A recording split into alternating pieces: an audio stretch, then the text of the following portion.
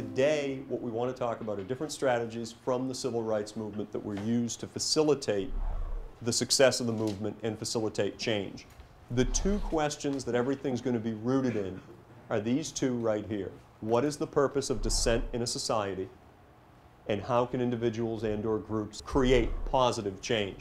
Having to design this lesson using this backward design process gives you a chance to look and say, well, what are we going to assess? We got to make sure we hit the strategy, we got to make sure we hit how it was formed, we got to look at what exactly happened and the results. Read this carefully. The first question's asking you just to observe. What exactly do you see? The second one's asking you some actual critical questions. You don't know if they're trying to get them to leave or if they're like helping them. Well, I think he's trying to get them to leave. And he looks like he's I mean, she's definitely just sitting there. Today in class, we looked at a bunch of images that reflected on the civil rights movement. We were just analyzing them and really getting to know what they meant and like what happened, what were key points in them, and like why they're so significant. Make sure you talk about it in your group. What is the setting? Probably segregated South, right? You can't tell enough. Can't tell. Segregation in schools. Yeah, and that picture you can tell like she's so happy that her daughter. Daughter gets to go to public schools.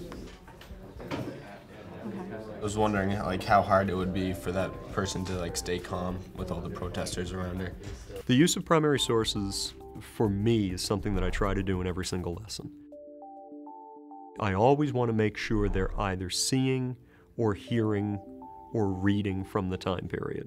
Martin Luther King was trying to spread his message even to the white communities in the country to see just how the blacks were feeling at that time. He likes us to try and interpret it from ourselves, right? Because we can all read a textbook, right? Every single teacher can come in and redo a textbook and say, this is it, right? But he makes you basically look at an image or read a document from that time period and say, what does this mean? Okay, let's head to the next one. How do I keep the students engaged in this? You don't stay in one spot for too long. You give them the opportunity to move, and that both means physically and it means intellectually too. I can just see you guys are getting better at this. All the peer-to-peer group work helps with their document analysis in the sense that, you know, another set of eyes is always going to be better. Somebody is going to notice something that somebody else doesn't. In fact, I liked it when I was circulating around the room, sometimes where there would be two people looking at a document, one is sitting over there, one is sitting here, so one of them's looking at it upside down.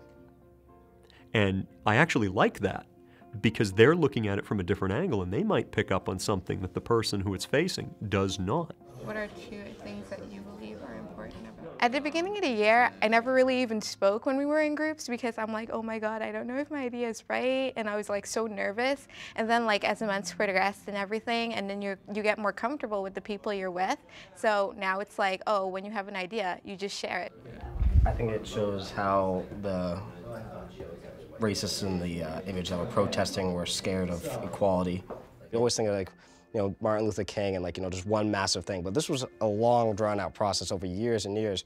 And they did so many different things like voter registration, protests, boycotts, sit-ins. And they just kept on doing all these different ways. And it's basically a barrage on like, you know, the society at the time to try and convince everyone that this needs to happen now. File through here, take a minute, read everything. Read the historical description and give a scan of what other people wrote in their source paperwork. Think of it as walking through a museum, folks, looking at the pieces.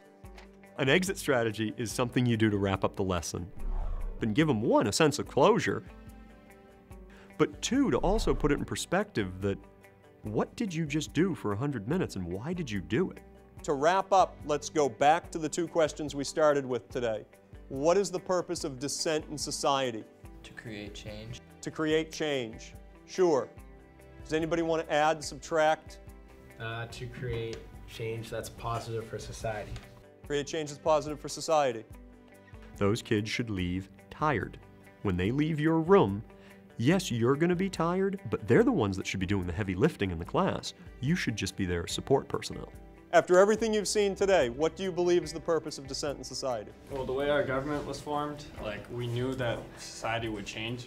So We're allowing democracy to take place by this happening because society is changing, so we need to change with it or else we can't survive.